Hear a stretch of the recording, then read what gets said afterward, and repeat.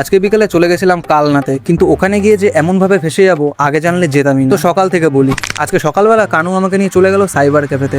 ওখান থেকে কিসের একটা ফর্ম নিয়ে পাশের দোকান থেকে গাড়িতে তেল ভরে বাড়ি এসে ফর্মটা ফিল আপ করে আবার চলে গেল পঞ্চায়েতে। ওখানে কানুকে লাইনে একা দাঁড় করিয়ে আমি গাছের নিচে গিয়ে বসেছিলাম। প্রায় 1 ঘন্টা পর ফর্ম জমা করে আমায় নিয়ে আসলো একটা দোকানে। এত গরম, তাই আবার সেই ক্যাম্পা।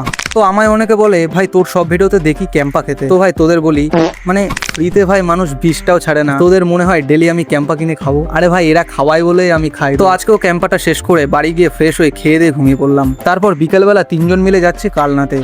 যাওয়ার সময় এত হাওয়া আর মেঘ করলো যে মনে হলো এখনই ঝড় উঠবে, কিন্তু লাস্টে কিছুই হলো না। বসে বসে চলে আসলাম SBI ব্যাংক। আমাদের ওখানে এটিএমটা কাজ করছিল না, তাই এখানে আসতে হলো। টাকা তুলে বাইরে গিয়ে দেখি আমাদের গাড়িটা কে যেন পরিষ্কার করছে। সামনে গিয়ে দেখি কানু। ও বললো তোমরাও চাইলে তোমাদেরও গাড়ি পরিষ্কার করাতে পারো, একদম ফ্রিতেই করে দেবে এই কালনা SBI ব্যাংকের সামনে। তারপর একটুখানি এগিয়ে যেতেই দেখি গাড়ির সব তেল শেষ। না মানে গাড়ি পরিষ্কার করার নাম করে এরকম তেল ফেল সব ভাই মেরে দিয়েছে। ভাই আগে জানলে আমি, ছাড়ো বাদ দাও।